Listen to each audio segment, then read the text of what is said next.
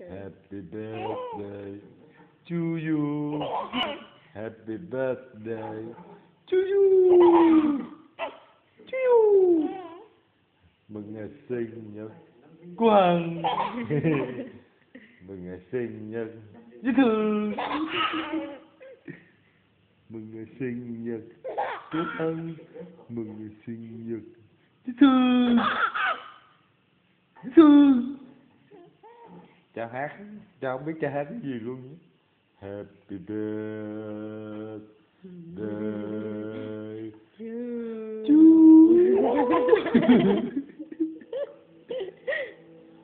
to you. Happy birthday. Happy birthday to you. Vô mà ngủ chưa vô? Mừng ngày sinh nhật của Hằng. Con hết sốt rồi phải không? Con giỡn với cha con ra mồ hôi con hết sốt luôn rồi. Happy birthday to you.